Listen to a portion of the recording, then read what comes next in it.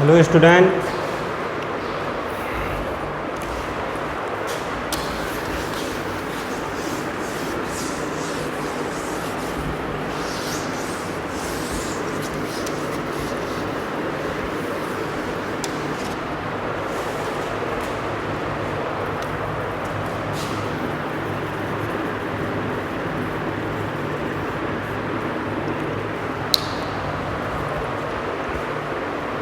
अभी तक हमने विखंडन के बारे में पढ़ा था कि जो कॉकरोच होता है, कॉकरोच में किस प्रकार से समेकन होता है। कुछ खंड ऐसे होते हैं जो भ्रूण अवस्था में अलग अलग होते हैं, लेकिन जैसे ही भ्रूण अवस्था से विकसित होती है, प्रौढ़ अवस्था आती है या वयस्क कॉकरोच होता है तो कुछ खंड समेकित हो जाते हैं, मतलब एक दूसरे में मिल जाते हैं।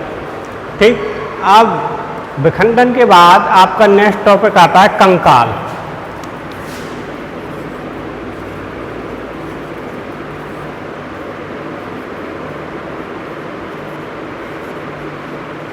स्केलेटन। कंकाल का मतलब होता है इस कंकाल तंत्र। देखो, हाँ, जैसे मान के चलो जो इंसान होते हैं, इंसान का स्केलेटन, जो हड्डियों का ढांचा होता है, उसे कंकाल तंत्र कहते हैं। लेकिन कॉकरोच में हड्डियां नहीं पाई जाती हैं, मतलब हड्डियों का ढांचा नहीं पाया जाता है। ठीक, उसमें दूसरे प्रकार का स्केलेटन पाया जाता है।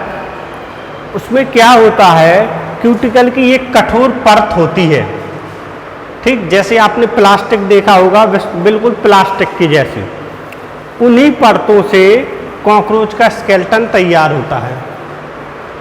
ठीक, तो जो कंकाल तंत्र होता है वो भी खंडों में बटा होता है, मतलब कई टुकड़े होते हैं कंकाल तंत्र के जो उसके ऊपर, शरीर के आवरण के ऊपर फिट रहते हैं। हड्डियां नहीं होती हैं, क्यूटिकल की एक कठोर परत होती है जो उसे वायु आघातों से बचाती है। बहुत कठोर परत होती है जो हड्डियों का कार्य करती है।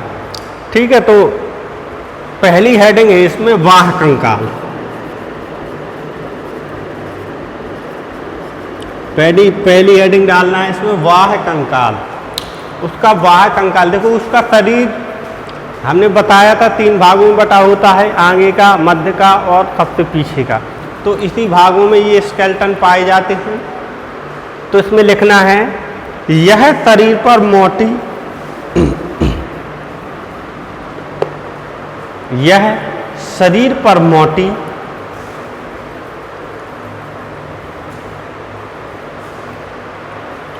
एवं दृढ़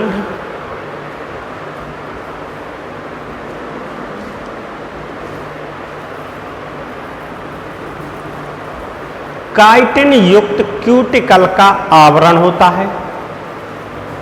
काइटिन युक्त क्यूटिकल का आवरण होता है।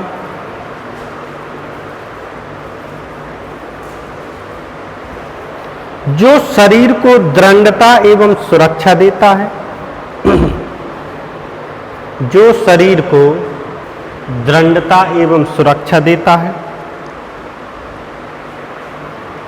कौमा जल क्षति को रोकता है, कौमा जल क्षति को रोकता है, तथा पेशियों को संधि स्थान देता है,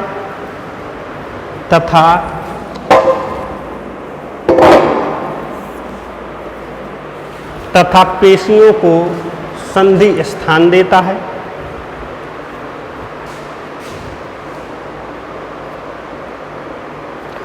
प्रत्येक खंड का बाह्य कंकाल, जो प्रत्येक खंड होता है उसका जो बाहरी कंकाल होता है, प्रत्येक खंड का बाह्य कंकाल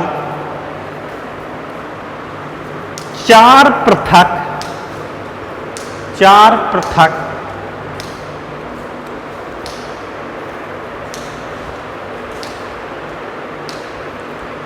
प्लेट नुमा टुकड़ों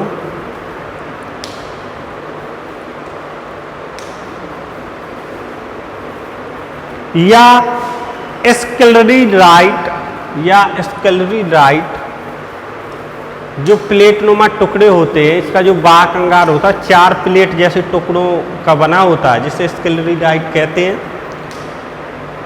स्क्लेरिडाइट का बना होता है, स्क्लेरिडाइट का बना होता है।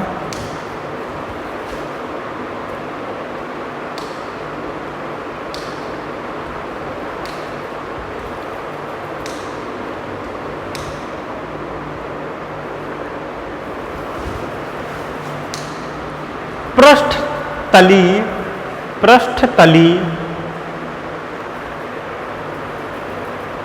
टर्गा, मतलब क्या होता है, जो पृष्ठ होता है, पृष्ठ पर जो स्क्लेरिडाइट की परत होती है उसे टर्गा कहते हैं।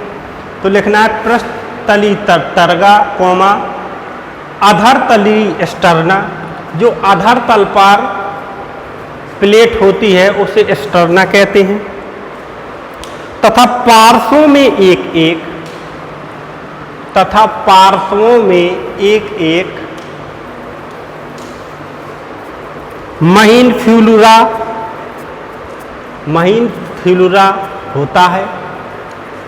ठीक, जो पार्श्वों में देखो 4 प्लेट होती है, पार्श्वों में 2 होती हैं, ठीक, और पृष्ठ पर एक होती है और मध्य तल पर एक होती है, ठीक, नहीं आधार तल पर एक होती है।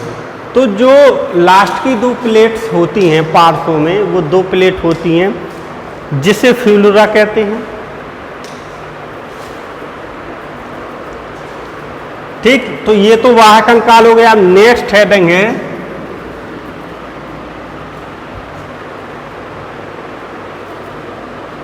इसी में ए नंबर डाल के लिखना है, सिर का वाह्य कंकाल।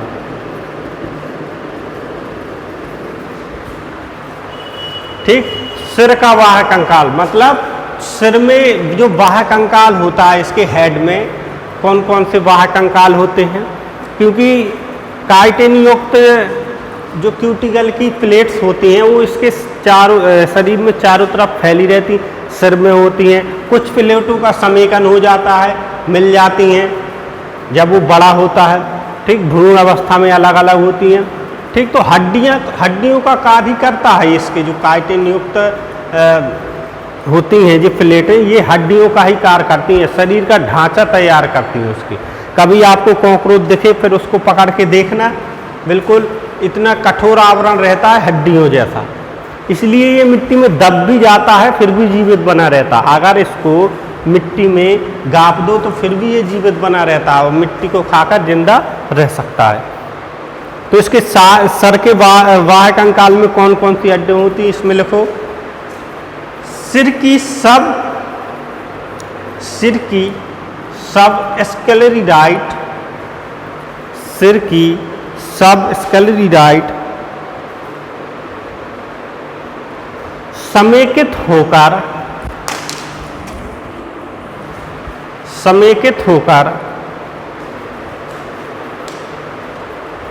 एक दृढ़ सिरकोश, समेकित होकर एक दृढ़ सिरकोश, मतलब जिस सर में इसकी जितनी भी स्क्लेराइट की प्लेट्स होती हैं सभी क्या होती हैं, समेकित हो जाती हैं और एक प्लेट बना लेती हैं, एक दृढ़ सिरकोश बनाती हैं, एक दृढ़ सिरकोश बनाती हैं।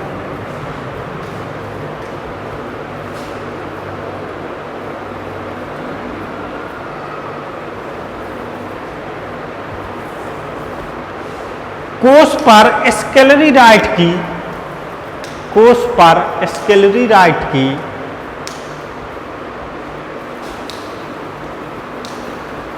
धुंधली संधि रेखाएं होती हैं, कोष पर स्क्लेरिडाइट की धुंधली संधि रेखाएं होती हैं।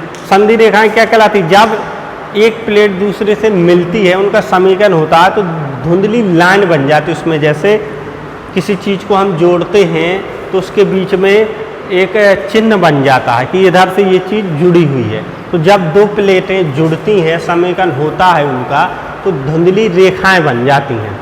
वो रेखाएं ये प्रदर्शित करती हैं कि इधर से इसकी जो प्लेट इससे जुड़ी हुई है। ठीक, तो उनको बोलते हैं संधि रेखा, मतलब दो प्लेट जुड़ती हैं, उसके बीच के भाग में एक चिन्ह जैसी आकृति हो जाती है, जैसे संधि रेखाएं बोलते हैं।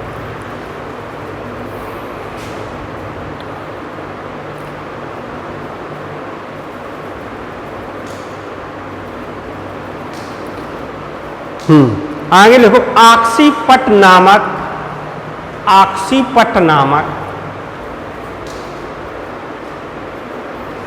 स्क्लेराइट, आक्सीपट नामक स्क्लेराइट, एक स्क्लेराइट का नाम होता है आक्सीपट, जो उसके सर में ही होता है, जो सर का आगे का भाग बनाती है। ठीक, तो इसमें लिखो आक्सीपट नामक स्क्लेराइट सिरकोश का शिखर भाग, सिरकोश का शिखर भाग जो आगे का भाग होता है वो बनाती है। सिरकोश का शिखर भाग बनाती हैं, सिरकोश का शिखर भाग बनाती हैं।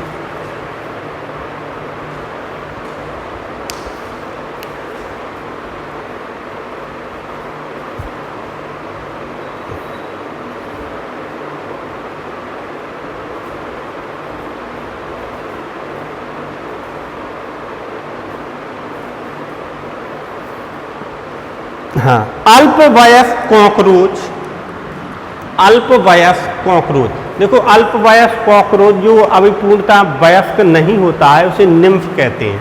ठीक, तो अल्पवयस्क कॉकरोच में ये स्पष्ट, अल्पवयस्क कॉकरोच में ये स्पष्ट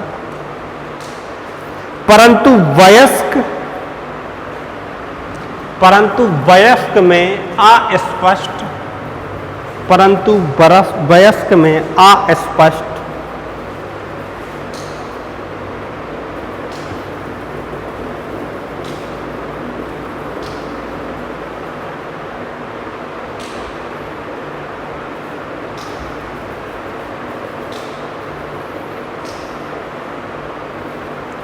उल्टे वाई के आकार की, उल्टे वाई के आकार की, उल्टे वाई के आकार की एक एक्रोनियल, एक एपिक्रेनियल, एक्रोनियल नहीं एपिक्रेनियल संधि रेखा के रूप में, संधि रेखा के रूप में होती हैं, संधि रेखा के रूप में होती हैं।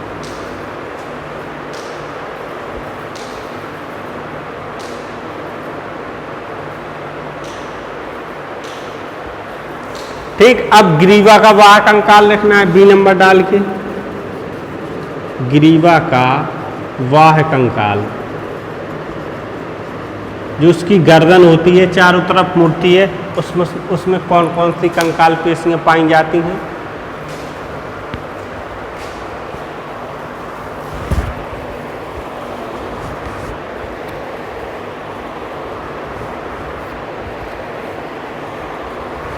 यह काइटिन की दो पृष्ठ, यह काइटिन की दो पृष्ठ कॉमा दो अधर, पृष्ठ का मतलब होता है पृष्ठीय भाग, मतलब जो उसके ऊपर का भाग होता है, अधर का मतलब होता है नीचे वाला भाग। ठीक, पार्श्व होता है अगल बगल, तो ये सब आपको याद होने चाहिए कि अधर तल क्या होता है, पृष्ठीय तल क्या होता है, पार्श्व क्या होते हैं अगल बगल, तो ये तो सब आपको याद होने चाहिए, ये कोई पूछने वाली बात नहीं होती है। ठीक, तथा दो अधर तथा दो जोड़ी पार्श्व, तथा दो जोड़ी पार्श्व, तथा दो जोड़ी पार्श्व प्लेटों का बना होता है, प्लेटों का बना होता है। मतलब जो इसकी गर्दन होती है, दो पृष्ठ, दो अधर तथा दो जोड़ी पार्श्व, मतलब 6 होते हैं, दो पृष्ठ में होते दो अधर और दो जोड़ी पार्श्व, मतलब ऊपर की गर्दन में 2 प्लेट्स होती हैं, नीचे की गर्दन में 2 प्लेट्स होती हैं और साइड में 2 पार्श्वों में एक एक प्लेट्स होती है, मतलब 6 प्लेट्सों की बनी होती, इसलिए तो वो चारों तरफ मुड़ जाती। मतलब इसका जो सिर है 360 डिग्री में मुड़ जाता है, ऊपर भी नीचे भी अगल बगल चारों तरफ ये देख सकता है। ठीक, अगर इतनी प्लेट्स ना ज्वाइंट होती, एक ही प्लेट्स ज्वाइंट होती तो ये चारों तरफ नहीं देख सकता, चारों तरफ ये देख ही नहीं सकता था। इसलिए जब इसके चारों तरफ प्लेट्स ज्वाइंट्स रहती हैं तो ये चारों तरफ मूवमेंट कर सकता है। ठीक, जब चारों ओर की अलग अलग प्लेट्स हैं तो इसके बीच में गैप्स होते हैं जो मुड़ने में उसको सहायता देते हैं, जिन्हें सर्वाइकल प्लेटें कहते हैं, जिन्हें सर्वाइकल प्लेटें कहते हैं, जिन्हें सर्वाइकल प्लेटें कहते हैं।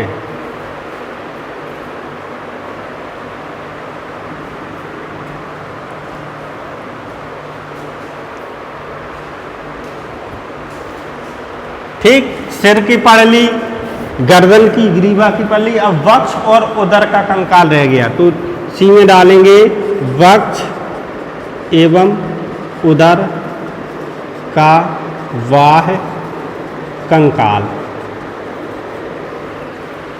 वक्ष एवं उदर का वाह कंकाल। जो वक्ष भाग होता है, उदर वाला भाग होता है, देखो उदर वक्ष वाला भाग होता है ऊपर का, उदर वाला भाग उससे जस्ट पीछे का, उसके ऊपरी हिस्से के भाग होते हैं ये वक्ष और उदर। उदर वाला भाग होता है सबसे लास्ट वाला भाग।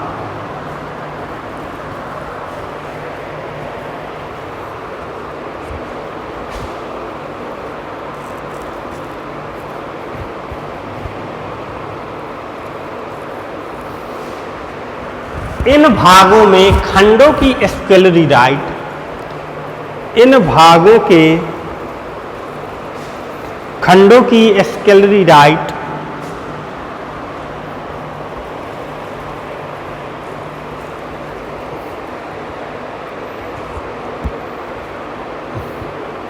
स्पष्ट होती है, खंडों के स्केलरी राइट स्पष्ट होती है।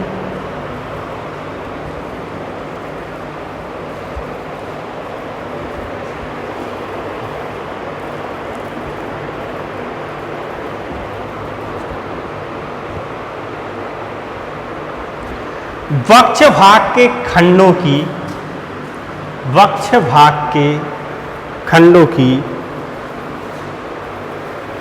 वक्ष भाग के खंडों की टरगाइड्स मोटी एवं, वक्ष भाग के खंडों की टरगाइड्स मोटी एवं बड़ी होती है, टरगाइड्स मोटी एवं बड़ी होती है।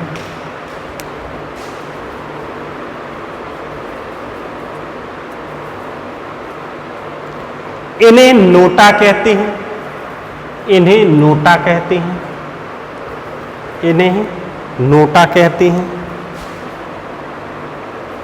जो वक्ष भाग होता है, वक्ष भाग की जो स्केलरी राइट होती हैं उसको टरगाइड्स बोलते हैं, जो वक्ष भाग में पाई जाती हैं। तो ये मोटी और बड़ी होती हैं।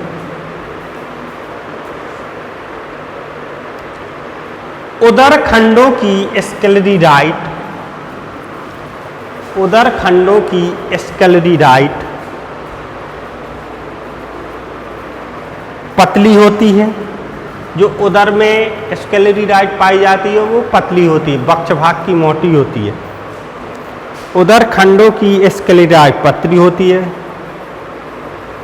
इस भाग में 10 टरगाइड्स होती हैं, इस भाग में 10 टरगाइड्स होती हैं।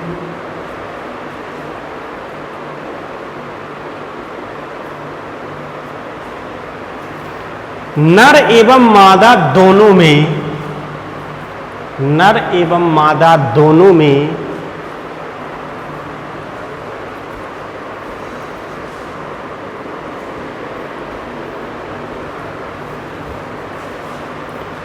नर एवं मादा दोनों में 8वीं और 9वीं टरगाइड्स, 8वीं और 9वीं टरगाइड्स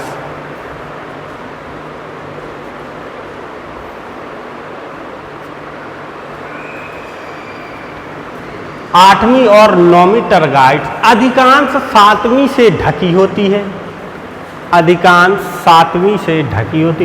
देखो टरगाइट्स वही होती है स्क्लेराइट की प्लेट्स, जो उधर भाग में इन प्लेटों को टरगाइट्स बोलते हैं। तो क्या होता है, जो 8वीं और 9वीं टरगाइट्स होती है वो 7वीं टरगाइट से ढकी होती है, मतलब 8वीं 9वीं छोटी होती, 7वीं टरगाइट्स बड़ी होती, जो उसके ऊपर होती है। ये 7वीं टरगाइट दोनों को ढके रहती है।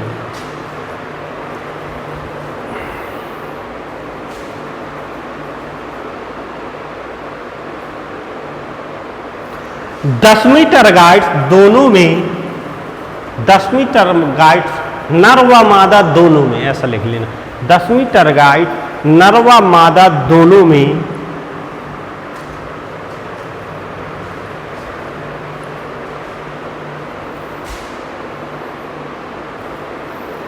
नाव के आकार की तथा पीछे की ओर, नाव के आकार की तथा पीछे की ओर द्विपालित होती है। मतलब जो 10वीं टरगाइट होती है नाव के आकार की, पीछे की ओर वाली होती है, ये नाव के आकार की होती है।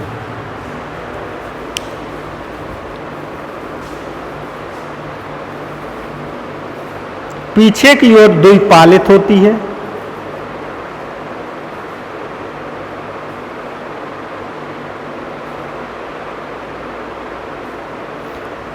पांचवी और छठवीं टरगाइट के बीच, 5वीं और 6वीं टरगाइट के बीच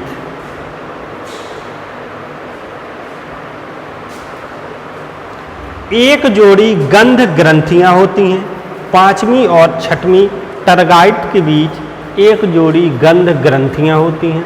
देखो ये जो टरगाइट्स होती हैं ये अलग अलग होती हैं, मतलब बीच में गैप्स होता है, ठीक, 2 प्लेटों के बीच में गैप्स होता है, ठीक। तो जो 5वीं और 6वीं टरगाइट्स होती है इनके जो गैप में ये ग्रंथि पाई जाती है, उस ग्रंथि का कार्य क्या होता है, आगे लिखो,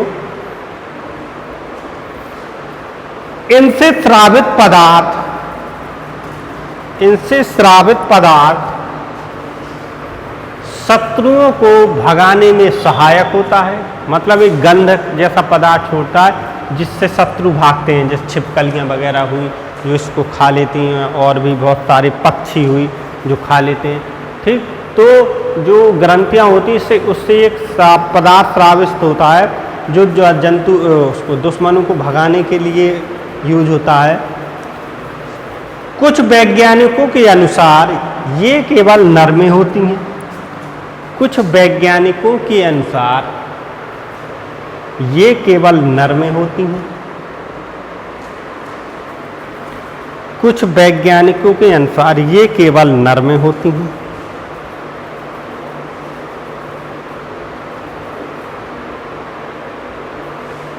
और जनन काल में मादा को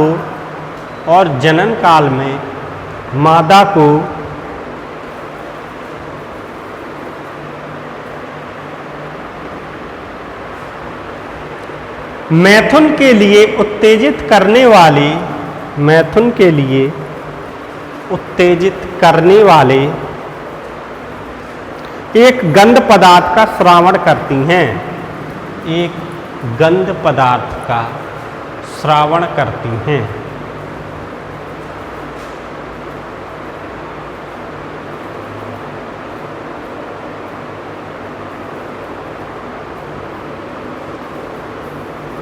ठीक, अब इसका लास्ट हेडिंग है आपकी दूसरी, ये तो वाह कंकाल की हेडिंग हो गई ABC, ठीक। अब है दूसरी हेडिंग है अंतः कंकाल,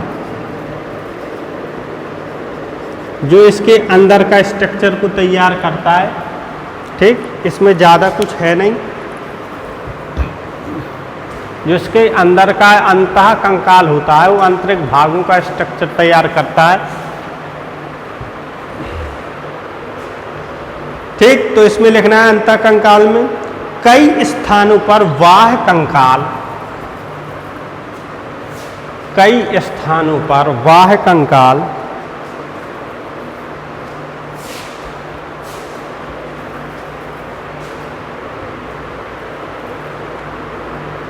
के प्रवर्ध कई स्थानों पर बाह्य कंकाल के प्रवर्ध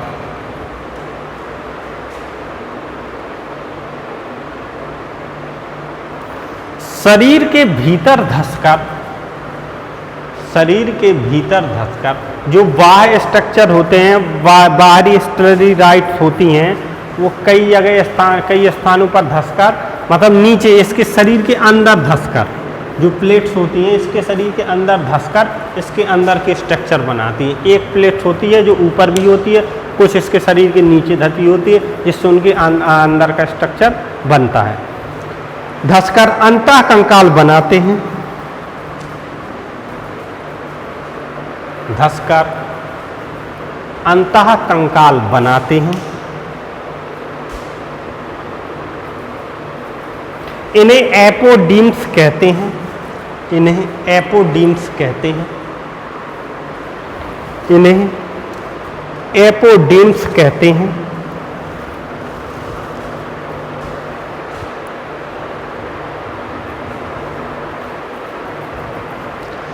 तंबू के आकार की एक प्लेट, तंबू के आकार की एक प्लेट, तंबू जानते हो कैसा होता है? ऐसा तंबू होता है। तंबू के आकार की एक प्लेट सिर का अंतः कंकाल बनाती है, सिर का अंतः कंकाल बनाती है। तंबू के आकार की एक प्लेट होती है जो सिर का अंतः कंकाल बनाती है। इसे टेंटोरियम कहते हैं, इसे टेंटोरियम कहते हैं।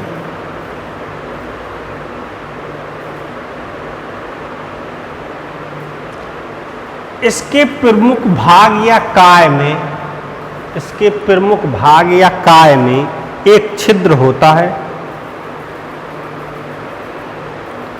इसके प्रमुख भाग या काय में, मतलब जो सिर का स्ट्रक्चर होता है उसी को काय कहते हैं, जिसमें तंबू जैसी जो संरचना होती है जो अंदर जाकर अंतः कंकाल बनाती है सिर का, उसमें कुछ छिद्र होते हैं। उन्हीं छिद्रों से इसके कुछ अंगों का निर्माण होता है।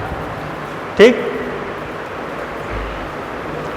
काय मतलब भाग या काय में एक छिद्र होता है। काय से 3 जोड़ी भुजाएं निकलती रहती हैं, काय से 3 जोड़ी भुजाएं निकली रहती हैं।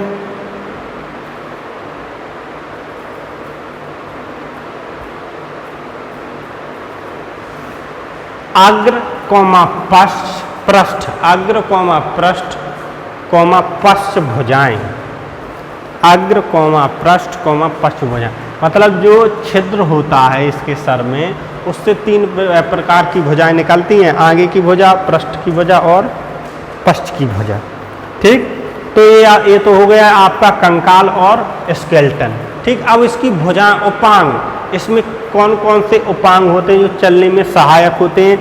अब उपांग जो होते हैं उनका एक एक का चित्र बनाना है और उनका अध्ययन करना है। उपांगों में ही इनका चित्र बनाना है बस, बाकी हम चित्र इसके बनवा नहीं रहे, उपांगों की जरूर आपको चित्र बनानी हुए।